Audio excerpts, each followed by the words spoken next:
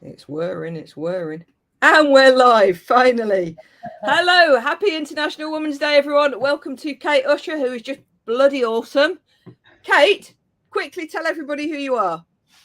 Oh, I'm a menopause coach and gender equity consultant, and I work with women and organisations to create modern menopause conversations that enable women to do great work, stay in their careers, and take their seats at the C-suite and in the political forum. So that's what I do. Yeah. You've said that a few times, haven't you? Once or twice. So, what is it? What's the big thing you want to be talking about today, Kate? I know that International Women's Day have set the theme this year of embracing equity, which is so important, and for me, so much bigger than equality. I'm so glad they've moved it out of equality and into equity. But what's the burning point for you in all of this? What is it you want to bring into the world? For me, this is all about ensuring that we create workplaces that welcome women back from the phases in their lives, and that we make sure that they continue with their careers, because we're losing vast numbers of women. And we need more women in positions of influence, whether that be in business, whether it be in politics, whether it be in our communities. We and our economy needs women to do great work in those spaces. And until we get more women staying, doing great stuff, then we are not going to achieve that, because this is about plurality. This is about getting more of us there, more of us into those positions. And that's not going to change unless we change our perspective on how we actually keep women's careers going throughout the whole length, not just in parts. Yeah, so important. So, how do we get people to understand that? Because you contributed. I've tagged you in so many times on that post I did on Facebook last week when I had a bit of a live rant about it. When I had just got off the phone with someone going through the worst time with menopause, who cannot go on to HRT because of family medical history, and they were literally telling me they'd been looking at ways out, and thankfully hadn't. I was talking them down from that and trying to encourage them. And that sparked this ranty live video, which I know you commented on. Thank you so much. Again, I've tagged you in so many times. But there are so many women on that thread who are just feeling so hopeless. I mean, it's had so many shares. It's had thousands of views. I'm so pleased about that. Not for me, but because I know how much I nearly fell off the edge of the world when I was at the worst point with mine. I'm currently on HRT. I'm on testosterone gel as well. I'm still doing things like going to the gym and breathing, and still, if I have a bit of sugar, forget it. I'm in panic central. There are so many women on that thread struggling, and either saying they haven't spoken to their GP because they thought there's no point because it's just emotional. Whoa, surely emotional issues with this are just as big and important as physical. Or they've spoken to their GP and they've been fobbed off. Yep. Or they've spoken to their GP, who has immediately either thrown HRT without checking medical history or just put them onto antidepressants. Yep. But at the other end of the spectrum, and I've got to say this is the minority voice on there is saying, well, I'm sick of hearing about menopause. It's just a fact of life. Pretty much get over it. How on earth, Kate, what do we do? Okay, so one of the key issues here, well, there's two key issues at play that sort of feed into those sort of polarized responses. Firstly, we don't talk about it. We don't know enough about it. When we arrive at this, we are completely unprepared. We don't know what it is. We don't know what it looks like, and we don't know how it's affecting us. So many of us, and let me say, I'm included in this group, arrived at this phase in life with stuff going on and not recognizing I had terrible anxiety for at least 4 years before my first hot flush arrived. I had no idea that this was menopause. I had no idea that that's what was happening to me. And I was 42. I had a 1-year-old and a 3-year-old. That was not meant to be happening in my life. I had to be old before I had the menopause. And certainly my kids would have left home. But that wasn't happening. So we don't know is the first issue there. And secondly, it is because it's incredibly variable. It's as unique as your fingerprint. My experience will be utterly different to yours. There are 3 variables in this. One is duration. It can go on for a very long time, so between 4 to 8 years on average.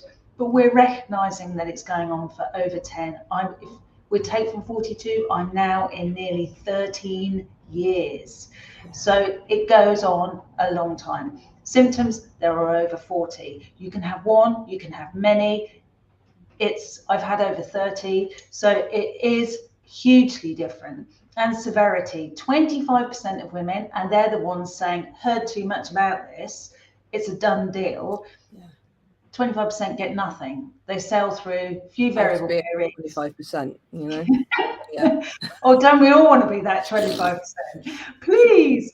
And then 50% get some symptoms, at least one troubling symptom. And they, with some lifestyle changes, will manage the whole process and with some support. And then there's 25%, and you and I are in that 25%. You have a life-changing, devastating experience. Yeah. So we have a polarized response. We have the ones who are saying, this is a nothing. I've had enough talking about this. I sail through, don't know what your problem is. And then over here, we have women who are going, I don't know how I'm going to survive. I really have no idea how I'm going to get through this. But what we have to do as women is recognize that if you are in that 25%, you are seriously bloody lucky, and say, I am lucky. That's the no symptom 25%, just to clarify. Not totally fucked up like Kate and I were. Not that one. No, that's not lucky. Yeah, no or it is, because then we can talk about it from the place of experience. Flip your negatives. Yeah, indeed. And I've got a whole career based on it. So, you know, there are always positives in that. But the 25% who sails through without any issues have to go, I'm lucky. You know, I was lucky with my periods. I never had a problematic period in my life. So I recognize that I am in, as far as that group's concerned, I was lucky, but now I am not. I am in the 25% that's having a shit time with it. So we have to understand that our experience is not the same as everybody else's. It's unique to us. And we have to have some empathy and some understanding and recognize when we are being that kind of bullish individual who is not understanding the variability. Because let's face it, when does one size ever fit all? It never does. We need to have that. We do, and you know, if I think about it, if I'd still been working in corporate when this had hit, I don't know what would have happened. I mean, I know as it is, I consider myself most of the time to be a pretty switched on kick-ass business owner. But I know through this, I know I lost at least one client from menopausal cock-ups when I actually invoiced someone for an appointment that they hadn't had, and I hadn't booked them back in. This is somebody on an ongoing contract. I hadn't booked them back in for the past 2 months. And she hadn't said anything, and I hadn't noticed. And then I was like, you've not paid me for 2 months. No, Taz, because you haven't spoken to me for 2 months. And so out of character. Just not me. But if I'd been doing this and trying to hold down a full-time job, how? So you talked earlier about there being 40 symptoms. I want us to touch on that and maybe talk about some of the symptoms that, some of the obvious ones, but also some of the lesser known ones.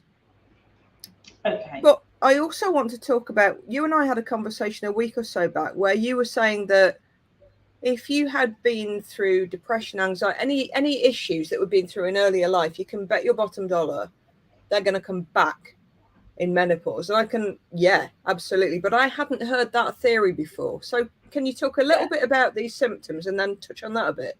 Yeah, sure. So the ones we know are weight loss, variable periods, maybe a bit of mood swings, and occasional hot flushes. Now, it's just over 70% of women get hot flushes, so it's not ubiquitous. Not everybody gets them. So if you're sat there waiting for it to happen in order for it to be confirmed, and sadly a lot of doctors use it as the guide for diagnosis as well, indeed, then it may never happen, and you may never even get a warm brow. So stop that idea for a start. Just because it happened to me, it doesn't mean it happens to you. Next, we've got all those sort of cognitive things. So anxiety, the things that we like to call brain fog, but that's too cute and cuddly for me. It's terrifying and scary, and you think you're getting early onset Alzheimer's. So, loss of concentration, loss of verbal recall. So you start to say something and you think, oh my God, I can't remember. I can't remember what I was going to say. I can't remember the word. I can't remember names of topics. My role as a professional speaker was very interesting in that stage. I have crib cards for names because I can't remember them. And it empowers me to say, to be completely transparent, this is what I'm doing. And it's far more empowering for me to have this than it is for me to say, I can't remember what's her name. She's on TV. She does that. No, I have that because it gives me power and control. So we have all of those, the memory lapses, all of that. Yeah, absolutely, Ashley. It's something that a lot of us can absolutely relate to on a day-to-day basis. I was having a meeting half an hour ago and I had to recall 4 names. I didn't remember one of them. Yeah. It's so refreshing to hear you say that calling it brain fog doesn't cut it, because again, it goes into the fluffy idea of, oh, it's just a woman having one of those moments. Yeah, it's right into it just no. Absolutely. And it is the one, well, that group, the one thing that makes women silently step aside in their career. They step back, they step away. They don't say what's going on because they are frightened that if they say, I just can't remember, or can I have the screen in front of me so that I get a prompt, or can I have my own notes, or whatever it might be, that their whole reputation as a professional women will be impacted. So women silently step back from their potential because of these symptoms directly, and we have to talk about it far more than we are. So then we have things like migraines. These are mine. I have these, and I have migraines with aura, and I'll come back to that point in a moment. Then we have things like dizziness and breast pain and loss of sex drive or libido. Those things like loss of sex drive, your vaginal dryness, those sort of symptoms we don't want to talk about, but my God, we need to, because if you are in a relationship, these things have to be talked about. You are going to have to confront them. So, and you know what, just on that point, we have to be so courageous to raise these things with our medical professionals, don't we? Because I was in a GP appointment only a few months back, and it was a menopause checkup with the nurse to check I was on the right treatment. And I could see that on her screen, she had a checklist of all the different questions, including things like sex drive, vaginal dryness, vaginal discomfort. And every time it came to something where it might be a little bit, oh, I don't want to ask that, she just skimmed over it. And she just kept going, tick, tick, tick, yes, discuss that, tick, tick, no, that's fine, that's fine, that's fine, that's fine. And because I wasn't in a confident mood at the time, I just thought, okay, I'm not going to raise that, because actually I'm okay there at the minute. But so this is another thing. How much of these conversations not being raised? We talk a lot about GP ignorance, but what if it's GP or practice nurse discomfort? What if they are not asking the questions they need to be asking? Because no, we just don't ask those kinds of things in polite society, do we? Let's pop and have some little sandwiches with the crust cut off now. That's much nicer. Drink your tea like that. Yeah, totally. Don't talk about the vag. No, whatever you do. And doctors and nurse practitioners are just as prone to discomfort as the rest of us. They're equally prone to the headlines and all the scaremongering as we are. So absolutely, we need to be able to say, these are my issues, and get yourself a symptom list. Go in with your symptom list if you are going to the GP. There's one on my website if you need it. You go there, you tick it off, you say, this is what I'm suffering from. This is how it's affecting me. And then that is doing the talking for you. So you don't have to say, actually, vaginal dryness is one of my real issues and it's affecting my relationship. You can just say, this group here are really affecting my relationship. So if you can't get the words out, get the written word to work for you. Where is that, Kate? You said your website. Just quickly for people listening, if they want to type that in while they're listening, what's the website? Okay, it's www.menopauseInbusiness.com and go to free stuff. And there's loads of stuff on there, but there's a list on there that you can print off and you can just tick through. Awesome stuff. Thank you. We'll get that into the descriptors later on as well, but good stuff. So Ash is talking about sensory overload as well. Absolutely. So anything, your brain is covered, as is the rest of us, but with estrogen sensors. And as our ovaries stop producing estrogen in the way that they do, then the sensors in our brain are particularly sensitive. And that's why we get all of those sort of anxiety, depression, panic attacks, all of the loss of verbal recall. They are the ones that are firing off, going, I've not got any estrogen and I need it. So essentially that's what's happening. So your eyesight is impacted, your teeth are impacted. All of these things are impacted by your menopause, and we certainly don't talk about that very often. Because Asha will have days where she'll say, I just can't see as well today, and I'll be like, don't be silly, you were reading on Facebook earlier. Of course you can. It's in your head. Oh, okay. Could be the menopause then. Yeah, and if you think that estrogen it makes things supple, gives you plasticity. Yeah. So your eyes need that sort of moisture, and it's, when you think of it like that, it's obvious that your eyes will be affected. So it's really important that we talk about that and we do all of those things. So also we have things like UTIs. And incontinence, so that's stress and urge. So things like, I need to go to the toilet, I need to go to the toilet now. And I needed to go to the toilet. Very much. Or, oh my God, I'm going to sneeze. Oh, too late. And so many women, if that happens, will say, well, for me, you haven't had children. Where's your excuse for that? Yeah, it's the same things. Yeah. But interestingly, so for vaginal dryness, UTIs, thrush, repeated thrush, for and to some degree, and incontinence, then internal estrogen will help with that. And also go for sponsorship, obviously. Yeah. Tender lady, if you're listening, sponsor that woman. Yeah, indeed. But you should be doing your exercises. I have to be honest, I'm not very good at this, but if you do your exercises, some of the Pilates, so that, the ones on the reformer machine, that's very good for things like stress and incontinence. So absolutely, and prolapses, it's very good for that too. Wow. We don't talk about that either. So much we don't know. I mean, you're blowing my mind with some of this, and I've considered that I've read up quite a lot. But wow.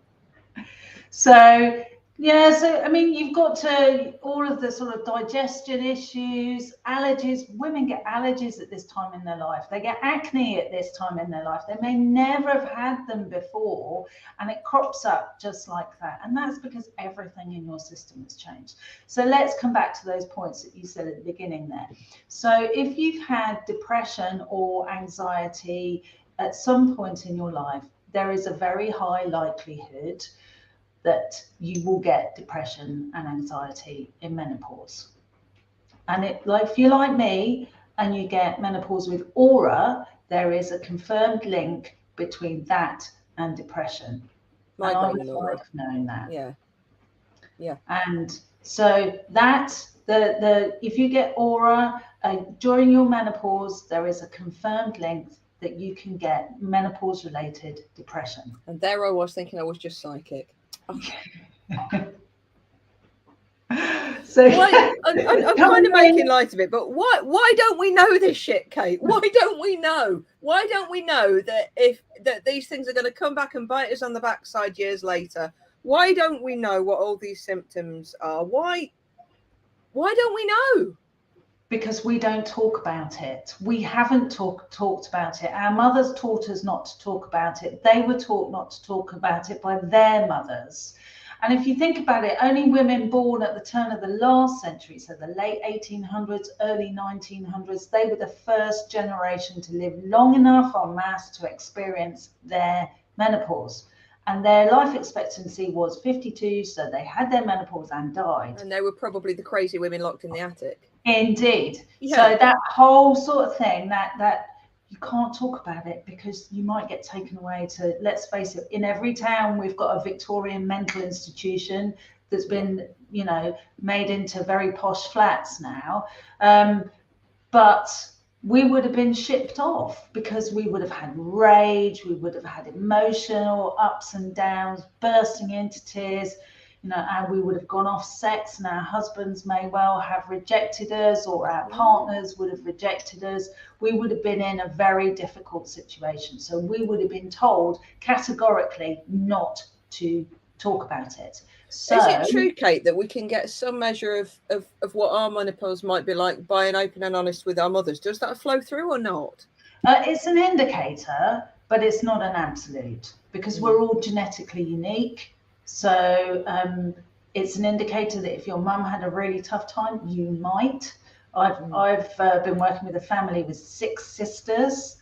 Every single one, their menopause is utterly different. Okay. See, I had no idea, and I remember I had to go and ask my mum, what was your menopause like? Because of course, mothers would shield us from it. We wouldn't know. No. And it turned out she had a terrible time as well. And then, of course, there's the other. There are the myths around treat. Are you okay if we run over a little bit, Kate? Yeah, sure. Yeah. Okay. So there are all the other myths and fears, aren't there? So I know when I was first talking about HRT, and for the record, I tried loads of natural stuff first. I was rattling with supplements. Yes, me but too. For me, it just didn't do enough. It would help a little bit, and I would know if I hadn't, you know, popped my Meno mood and my red clover and my black cohosh and some 5-HTP, and list is endless. But it still wasn't enough to stop me falling off the edge of the world. And again, I had to go and ask my mum, what was your menopause like? Because she had no idea. But the other point is there are so many women out there, and again, you can see this on the thread from that live video, who absolutely are bucking against women who want to go and look up HRT. There's a real don't do this. I mean, one person actually just said go and get some fresh air and have a good walk. Back to those Victorian views where we just need to prescribe an old-fashioned doctor to give us some sea air and a break on the coast. That will solve it all. And for some women, it might. Exercise does get the endorphins up, and it does help. Yes. But how do we get past all this as well? Because for me, I'm not a big fan of the word alternative therapies. I would much rather say complementary. Yeah, they can work together. We don't have to be no anti-pharma and yes. Just go and dance with the daisies for a while. You know. And I know I'm deliberately being flippant. You know, I'm as woo AF, everybody. Yeah. But how can we stop all there's so much division between women, and again, embrace equity is the theme of International Women's Day. So the equality is that we all might be going through some form of menopause, but the equity element surely is that we need to accept that we're all going to need or want different approaches to this. So how do we get past that as well? How do we get rid of some of the shame around asking for help? Because I know Asher, I'm sure, won't mind me saying that she has thus far tried to stick with the homeopathic route and the natural remedies route. She's spoken to the doctor about HRT, but still hasn't gone and got to get the bloods, because in here somewhere she's got this, I should just be able to get through it. Yeah. So we've got to blow that out of the water. We've got to blow out all these myths about HRT making you fat. That was one of the things that worried me about going on it as well. And yeah, it hasn't. No, all of these myths and women fighting against one another. Why? Yes, I know. So I talk about this a lot, and I'm sick to the back teeth with women, you know, being unpleasant to other women about their life choices. Yeah. You know, we are all doing the very best that we can in any single moment. We are not saying, do you know what, I'm really going to make a bad choice and I'm going to do it so I have a really bad time of it. Woo, go me. Yeah, yeah. I'm going to, get myself dressed up in a nice white gown, walk along the seafront, and it's all going to be fine. It's not going to be fine. If you are in the 25%, and I keep coming back to this, because if you are in the 25% and are having a horrific time, then HRT is a serious consideration. It really is, because like you, I tried so many complementary options, nothing touched it. I had to go elsewhere. Yeah. So we as a gender have to recognize that we are not the same, that we require different solutions, and that we need to access it at different points. Our immediate sense of looking down on other women, you can see it with fat shaming, you can see it with all sorts of other parts of our lives, periods. And that whole insidious, awful backlash against members of the trans community as well. Yeah. Only women have periods. No, come on, grow up, get with the situation now. We need to be just far more inclusive and accepting, surely, don't we? Of everyone. Absolutely. So we need to be able to say we are all unique, we are all different, and each woman is doing the best that she can at that moment. And it's time that we stopped infighting and recognizing that the only way this is going to change, that it's going to be different, that we're going to be supported, that we're going to get the careers that we want. It's not just menopause, it's everything else. It's our general approach to our own gender. We absolutely have to knit together to make sure that we succeed. And the only way we can do that is with empathy and understanding that we are all different. We all come from a different place. We all come from a different understanding of this. If you're a woman from Southeast Asia, or you are a woman with heritage from Southeast Asia even, or you are a woman from Black heritage, then their needs are different. They have an earlier menopause. They have that, to some degree, a lot of them have a harder menopause. They have more symptoms, more intensity as far as hot flushes are concerned. We absolutely need to talk about that and the difference inside their sort of family landscape, and be able to actually bring that conversation into those homes so that all women are able to access the support that they need without judgment. That's amazing. What is the most common side effect of menopause that you hear people not realizing is part of menopause? Sleep. Lack of. Say more about that. So there's two things that go on here. Firstly, there is night sweats. So if you have night sweats, they wake you up because you get intensely hot. You think you're about to combust, so the covers go off. You're drenched in sweat. Some women sweat to the degree where they have to get up and change their bedclothes. It's that disturbing.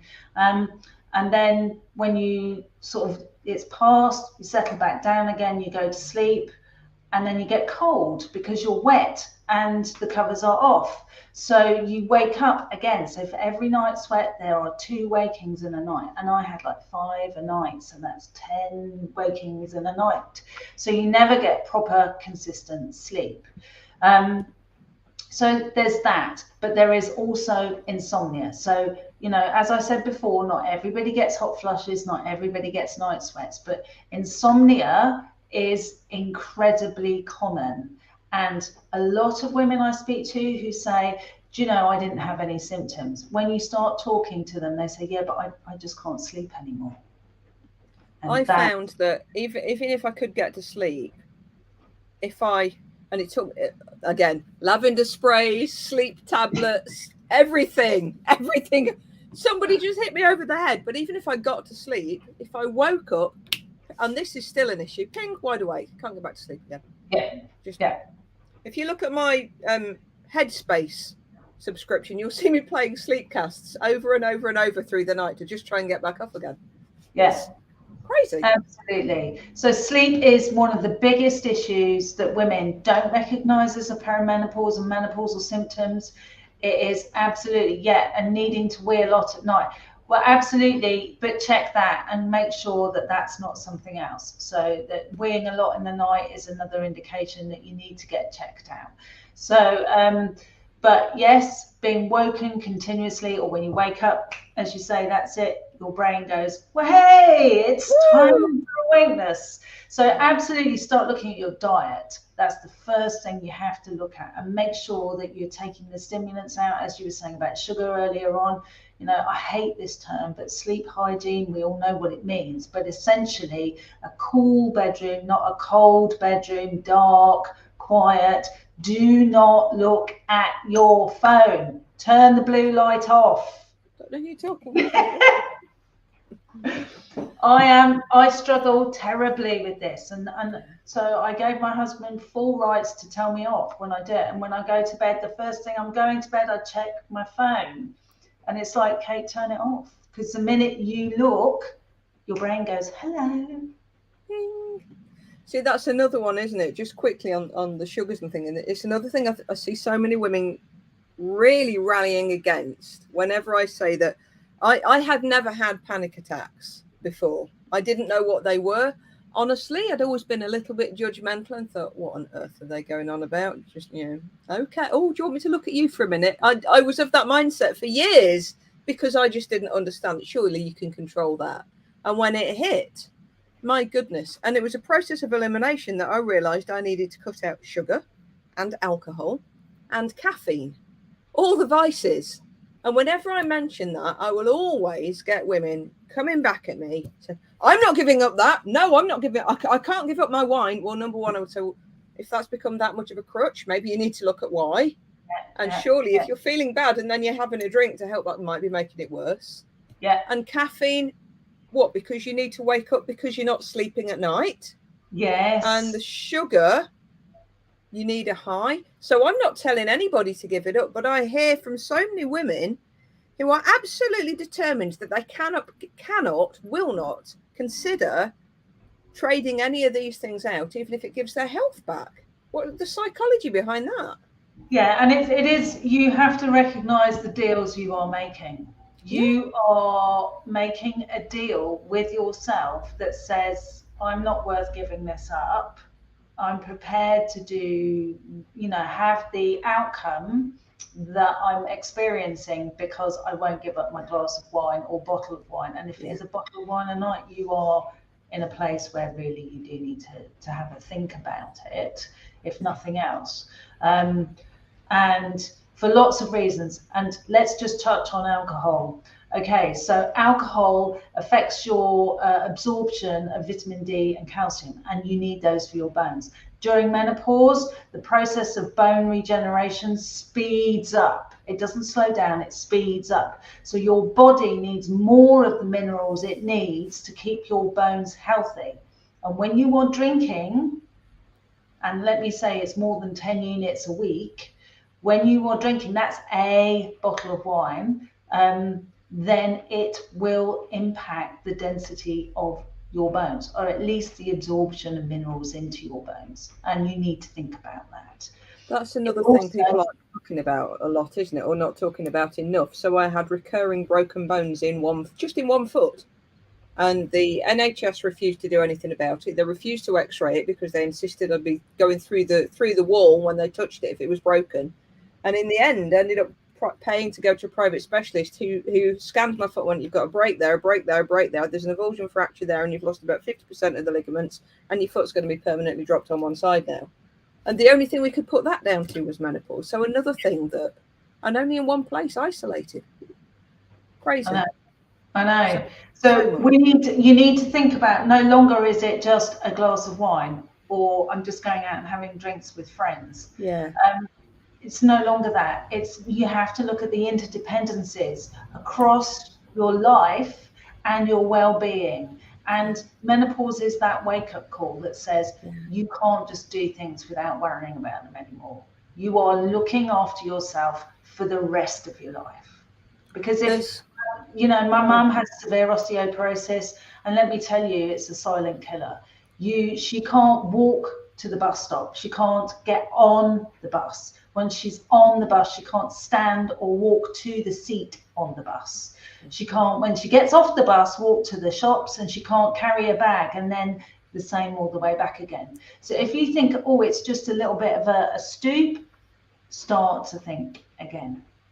There's a really quick tool that I was teaching people on one of my workshops a few weeks back. I've used it for years unconsciously for realizing this can be really powerful. And it's a quick choice tool. So for me, if I'm looking at, do I want the panic attacks or the wine, for instance, I literally hold my hands out in front and imagine I've got one in each hand and go, okay, this is the panic attacks. This is the nightly glass of wine. Which one weighs the most? And the one that weighs the most, that helps us to make a decision then over which one we ditch and which one we keep. For me, that's a quick which one. Might work for everyone watching, might not. So before we wrap, I've got Sue saying, will there be a recording? Yes, Sue, this is it's going out live on Facebook, YouTube, and on LinkedIn. So they will stay in those feeds. The quickest way to find it, if you're not following me on social, if you want to send somebody a link, go to my YouTube channel, youtube.com/Taz Thornton TV. And you can send people the link from there or on the other social channels as well. So these will stay here for forever long now. You might notice that if you look at the ticker bar at the bottom, I've dropped Kate's website address in there too. So please do go and check out Kate. Not in a rude way. Go and look at everything. You know, it's all flattering, isn't it? I'll take it. She'll take it, I'm sure. Kate. Keep it light, ladies. Keep it light. So let's have more equity across the board. Let's have more understanding. Let's have more research. Let's learn if our school's going to start teaching this properly at any time, Kate. Well, it's now in the curriculum, and they do have to mention it. Unfortunately, I don't know to what degree they have to mention it. But my daughter said that someone did mention it in one of the classes that they have, and she said it was literally a sentence. She said, "Mummy, I know more about it than they do." I said, "Well, you could have given the class." Yeah, absolutely. So here's hoping that it's not just a throwaway line, but please, if you're watching this, teach your kids about it. Tell you, and don't think it's just for women as well. We all have fellas in our lives. You know, this is going to impact people across the gender spectrum. We're all going to either go through it to some degree or know someone who is going through it. There was a guy I was having a conversation with at a business networking event some years ago who was an older fella, really lovely, but was telling me about the terrible problems his son had gone through because his wife was just going through a complete personality change, and it was so selfish, and she was destroying the family and blah blah. And I was just thinking, but what about this poor woman? What is she going through? Yeah. What? So in my day, you just got on with things. No, you just kept quiet and quietly shriveled away and died in a corner. Yeah. Or got locked in the attic. So please keep talking about this. If you want to know more, please look up Kate. Kate is absolutely brilliant. Just from this chat, Kate, thank you so much for sparing your time. I know we've gone over time a bit. We've gone almost double the amount we were going to, but there's so much to say here. So please keep talking. Look up Kate. Go find her on social. Where else can they find you, Kate? Where are you? I hang out on LinkedIn. I am on Twitter. And if Taz has anything to do with it, I'll be a bit more on Instagram as well. And Facebook? Oh, yeah, Facebook as well. TikTok? Yeah, we'll get her everywhere. But just thank you for watching. Please share this. Get people watching it. Direct people to Kate. Kate's like the second coming as far as I'm concerned. We need more Kate in the world. So Kate, thank you so much. Everyone watching, thank you so much. Happy International Women's Day. Hope this has been helpful. Kate, love you. Thank you so much. Take care. Thank you so much. Thank you. Bye. Bye.